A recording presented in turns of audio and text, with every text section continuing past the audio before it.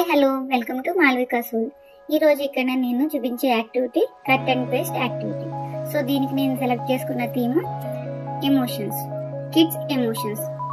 So emotions అన్ని ఒక page లో మనం డౌన్లోడ్ చేసుకున్నానండి. దాని తర్వాత ఒక ఎంటీ ఫేస్ అనేది తీసుకున్నాను and different set of eyes, mouth, nose ఇవన్నీ కూడా సెపరేట్ గా తీసుకున్నాను. సో ఇప్పుడు ఏంటంటే దాని టైటిల్స్ కూడా నేను సెపరేట్ గా ఎడిట్ చేసుకున్నాను అనమాట. సో ఇక్కడ మనం పిల్లలకి ఏమైనా ఎంగేజ్ చేయాలంటే ఇక్కడ మనం 10 ఎమోషన్స్ తీసుకున్నాం కదా. సో ఫస్ట్ ఈ 10 ఎమోషన్స్ కి మనం కిడ్ కి ఐస్, నోస్, మౌత్ మనం అక్కడ పేస్ట్ చేయాలి అని చెప్తాం. సో దాంట్లో కిడ్ అనేది 10 ఎమోషన్స్ లో ఏదో ఒక ఎమోషన్ సెలెక్ట్ చేసుకుంటాం. సో ఎమోషన్ సెలెక్ట్ చేసుకున్న తర్వాత ఇలా మనం సెపరేట్ గా ఐస్, మౌత్, నోస్ ఇవన్నీ కూడా సెపరేట్ గా కట్ చేసి ఒక బాక్స్ లో పెట్టండి. సో ఆ బాక్స్ లోంచి కిడ్ అక్కడ ఉన్న యాక్టివిటీ కార్డులో నుంచి ఐస్ ఎలా అయితే ఉన్నాయో సేమ్ ఐస్ మనకి పిక్ చేసుకోగలగాలి, అంటే విజువల్ మెమరీ. సో ఇక్కడ ఫ్లాష్ కార్డ్ లో ఏదైతే కిడ్ సెలెక్ట్ చేసుకున్నారో ఆ సెలెక్ట్ చేసుకున్న సేమ్ ఐస్ మనకి ఇక్కడ కటింగ్స్ లో తీసుకుని దానికి ఫెవిస్టిక్ పెట్టి సో కిడ్ అనేది ఎంటీ ఫేస్ కి స్టిక్ చేయాలన్నమాట. సో దీనివల్ల మనకి విజువల్ మెమరీ అనేది ఇంక్రీజ్ అవుతుంది. విజువల్ మెమరీతో పాటు ఇక్కడ ఐస్ అండ్ హ్యాండ్ కోఆర్డినేషన్ అనేది బాగా జరుగుతుంది అన్నమాట. అంటే 4 to 7 years కిడ్స్ లో మనకి హ్యాండ్ అండ్ ఐ కోఆర్డినేషన్ అనేది చాలా ఇంపార్టెంట్. దీనివల్ల ఏంటంటే వాళ్ళకి మెమరీలో ఏదైతే అనుకుంటున్నారో, అంటే బ్రెయిన్ లో ఏదైతే వాళ్ళు థింక్ చేస్తున్నారో వాళ్ళు అవుట్పుట్ అనేది హ్యాండ్ తో ఇవ్వగలగాలి. సో రైటింగ్ స్కిల్స్ అన్నమాట. సో ఈ రైటింగ్ స్కిల్స్ అన్ని కూడా ఇలా మనం విజువల్ గా ఫస్ట్ మనం ఈ 4-5 years ఏజ్ లోనే మనం ఈ విజువల్ గా నేర్పించాం అనుకోండి, వాళ్ళకి ఫ్యూచర్ లో ఏదైనా ఒక క్లాస్ లో మనం క్లాస్ అటెండ్ అవుతున్నప్పుడు అటెండ్ అయిన క్లాస్ లో డైరెక్ట్ గా చూసింది విజువల్ మెమరీలో సేవ్ అవుతుంది అనమాట. సో ఇది మనకి ఒక kind of memory boosting activity.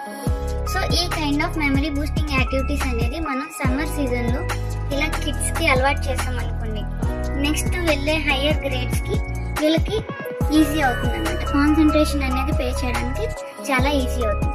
So ఇక్కడ మనం తీసుకున్నది కిడ్ ఎమోషన్స్ అనేవి ఫస్ట్ మనం ఎందుకు నేర్పిస్తున్నామంటే వాళ్ళు యాంగ్రీగా ఉన్నప్పుడు మనకి ఎలా ఉన్నారో చెప్పలేరు, అండ్ సిక్ గా ఉంటే ఎలా ఉన్నారో చెప్పలేరు. సో ఇవన్నీ కూడా అంటే మనం ఇక్కడ ఏం చేస్తున్నాము, మెమరీ బేస్డ్ యాక్టివిటీతో పాటు ఎమోషన్స్ అనేవి నేర్పిస్తున్నాం. What kind of emotions? So happy feel అవుతున్నావా, సాడ్ ఫీల్ అవుతున్నావా, యాంగ్రీ ఫీల్ అవుతున్నావా, లేకపోతే ఎక్సైటెడ్ ఉన్నావా? సో ఇలా 10 different kinds ఆఫ్ ఎమోషన్స్ అనేవి మనం పిల్లలకి నేర్పిస్తున్నాం అనమాట. సో ఈ యాక్టివిటీలో టోటల్ గా మనకి 2 kinds ఆఫ్ యాక్టివిటీస్ వచ్చినాయి. ఫస్ట్ వన్ వచ్చి విజువల్ మెమరీ క్రియేట్ చేస్తున్నాం, సెకండ్ వన్ వచ్చి ఎమోషన్స్ అనేవి పిల్లలకి ఈజీగా నేర్పిస్తున్నాం. అంటే మనం చదివించుకున్నానే, అంటే ఫన్ లెర్నింగ్ అంటారు దీన్ని. అంటే కూర్చోబెట్టి చదివించకుండా వాళ్ళకి గేమ్ అని చెప్పి మనం ఏదైతే నేర్పించాలనుకుంటున్నామో ఈజీగా పిల్లలకి నేర్పించవచ్చు. అండ్ ఇంకొకటి ఏంటంటే ఈ కట్ అండ్ పేస్ట్ యాక్టివిటీలో ఒక బెనిఫిట్ ఉంది. ఏంటి అంటే పిల్లలకి, చిన్న పిల్లలకి రాసేటప్పుడు చేతులు అవి కొంచెం ఫైన్ మోటార్ స్కిల్స్ ఇంప్రూవ్ చేయడానికి మనకి కట్ అండ్ పేస్ట్ మెథడ్ కూడా యూజ్ అవుతుంది. సో ఇక్కడ మనకి గ్రిప్ అనేది యూజ్ అవుతుంది అన్నమాట.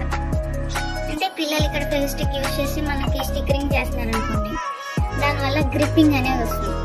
సో ఈ థర్డ్ యాక్టివిటీ వచ్చేసి మనకి ఇక్కడ గ్రిప్పింగ్ అనేది డెవలప్ అవుతుంది.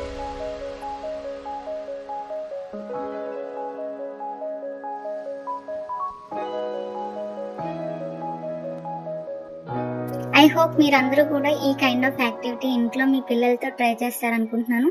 అండ్ ట్రై చేశాక ఎలా యూజ్ అయిందో నాకు కామెంట్ బాక్స్ లో టైప్ చేయండి.